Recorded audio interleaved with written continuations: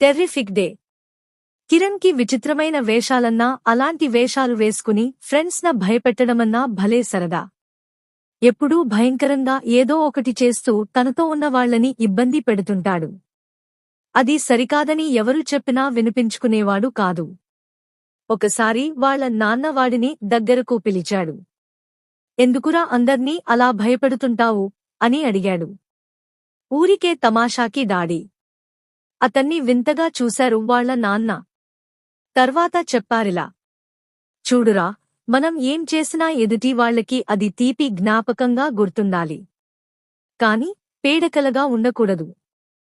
ఇదంతా just fun కోసం daddy, వదిలేయండి అంటూ విసుక్కున్నాడు కిరణ్. ఒకరోజు కిరణ్ వాళ్ల అమ్మా నాన్న ఫంక్షన్ కి ఊరెళ్లారు. త్వరగానే వస్తామనుకున్నారు. కాని వర్షం కారణంగా రాలేకపోయారు. రాత్రయ్యింది. కిరణ్ ఒక్కడే ఇంట్లో ఉన్నాడు. నిద్రపట్టక టీవీ చూస్తూ ఉన్నాడు. సడన్ గా ఏదో శబ్దం వినిపించింది. కిరణ్ కి భయం వేసింది. టీవీ ఆపేసి చెవులు రెక్కించాడు.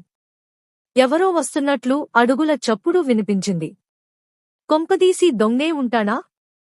గుండె దడదడలాడింది.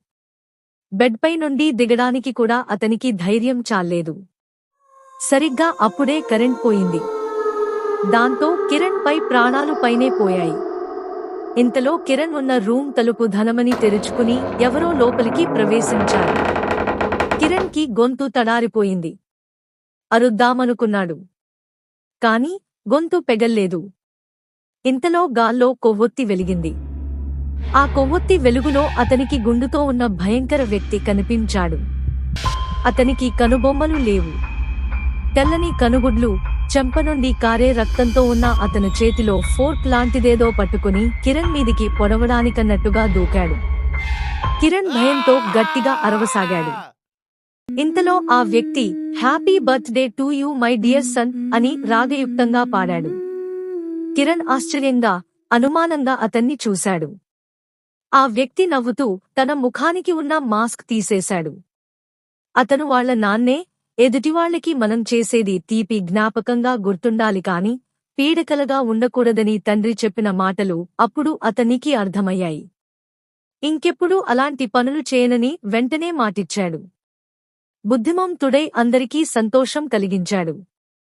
ఈ వీడియో నచ్చిన వాళ్ళు మన ఛానల్ ని సబ్స్క్రైబ్ చేసుకోండి. అలాగే లైక్ చేయండి. తర్వాత మీ ఫ్రెండ్స్ అందరికీ షేర్ చేయండి. మీకు నచ్చిన సెలబ్రిటీ జీవితం తెలుసుకోవాలి అంటే కామెంట్ సెక్షన్లో కామెంట్ చేయండి.